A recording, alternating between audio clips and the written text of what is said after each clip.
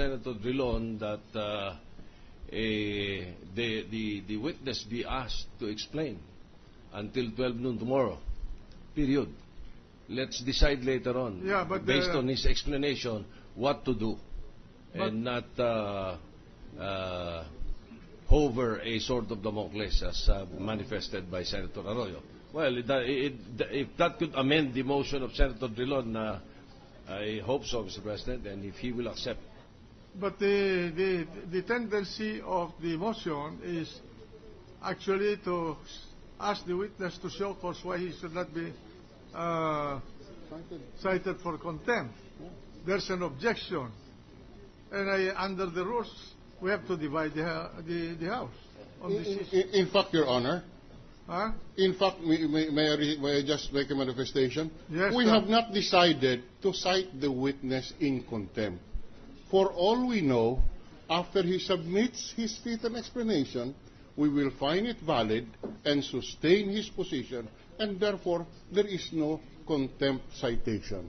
But he must go on record, and he must be required to explain, as we discussed it earlier, why he should not be cited in contempt and submit a written explanation, and we decide. For all we know, I would repeat, we may not even cite him in contempt when we find his explanation plausible and valid. Precisely. If we find his explanation not plausible, not acceptable, then perforce we will be compelled to cite him for contempt. And there's an that is precisely the understanding of the chair, that there's an objection to that. Yes, and that is precisely, Your Honor. Yes, the chair is correct, Your Honor, because this is a compulsory process. We must stand by our compulsory process. We have subpoenaed the witness. He has not complied with the subpoena. We want to know why he has not complied with the subpoena, and if we find his explanation valid, then so be it. It is valid. But if he does not, we do not find his explanation valid, then he is deemed in violation of the orders of this court, and we can cite him for contempt. Then, but there is an objection to that Yes, Your Honor. motion, and so therefore, the chair cannot resolve Yes, Your Honor. that issue himself. Yes, It Your has Honor. to be resolved by the House, by the impeachment court as a Yes, body. Your Honor. Yes. May we recognize Senator Arroyo and then Senator Recto, Mr. President. Mr. President, Gentleman from Makati. what I said was not even an objection. I was presenting a situationer. A situationer where Let me just clarify. Are you offering an objection to the position taken by the distinguished gentleman from Iloilo? I'll yield the floor. I will yield the floor first to Senator Recto because he May we is recognize insisted. Senator Recto, Without Mr. prejudice President? to my- Yes, and then Senator Arroyo afterwards. Thank you, Majority Leader. Just a clarification, Mr. President. The witness here is representing an institution. I do not think that we should cite him for contempt, if at all. After all, it is the policy, I suppose, of the bank. I do not think that the witness asked the legal officers of the bank to prepare a TRO with the Supreme Court, to ask for a TRO with the Supreme Court. It is the policy of the Board of Directors. So I think it is very difficult to talk about contempting or citing into contempt the witness, because the board's position, I suppose, in this case, is that FCTUs cannot be opened. That is the position of the bank, not of the witness, I suppose. So let me clarify with the witness, Mr. President. Proceed. Yes. Mr. Witness, did your bank have a board meeting before you testifying in this impeachment trial? For purposes of this impeachment trial, sir, no. No. No, sir. Not even for you, no discussion in the bank with regard to you bringing these documents as subpoenaed by the impeachment court? With the board, Your Honor, no. No.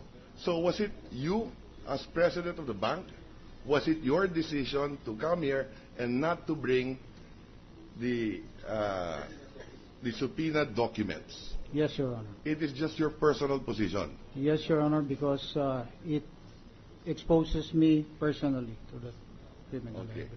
Did you cause also the legal officers of your bank to file with the Supreme Court Yes, Your Honor. as president of the bank? As president and in my personal capacity, Your Honor, because the criminal liability will be imposed upon me and not upon the Well, I bank. suppose, Mr. Brennan, that clarifies the issue.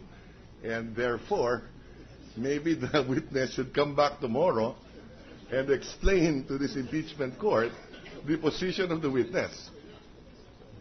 But still, there is a pending matter to be decided by this impeachment court.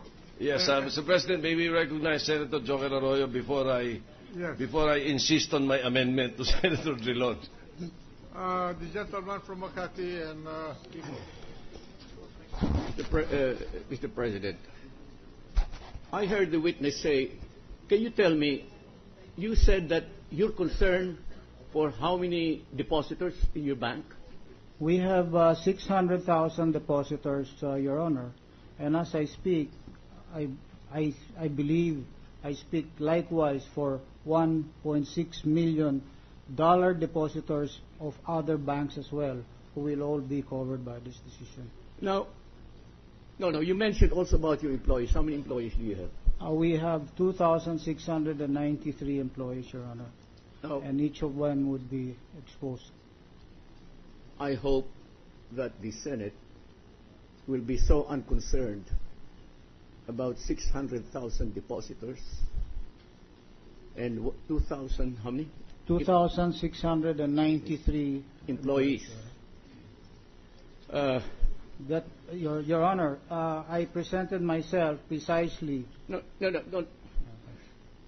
In fact, what impressed me with your appearance is that what we subpoenaed was simply, whom did we subpoena, by the way? Subpoena the branch manager. Yes, Your Honor. Now, you explained that because of the gravity of the subpoena, as president, you came here. Yes, Your Honor, I did. All right. So this is the problem that we have, and I would like to say that by coming here, you did not want your branch manager to be the one exposed.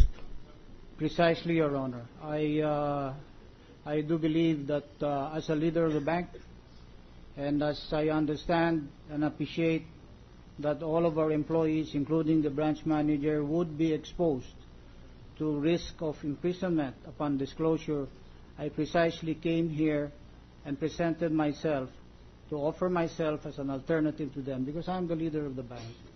Well, and I do not want any one of our employees to be exposed to this particular liability. If there is any liability at all, let it be me. well, so if that's the case, Mr. President, I've said my piece. Let the Senate do its worst. May we recognize Senator Drilon, Mr. President. the gentleman from Iloilo. All right, just to settle this issue, Mr. President, upon the we will just require this witness to submit his written explanation. Tomorrow afternoon, in caucus, we decide whether or not his act is contemptuous. So we don't have that. You know, the majority leader has requested that we amend the motion. If that is acceptable, then we so request that this witness be required to explain his action, and then we have a caucus tomorrow, and we decide what to do with this witness. That is precisely the problem of the chair. Because the moment we require this witness to submit a written explanation, then we have to make a decision in the caucus. And if we find that his explanation is not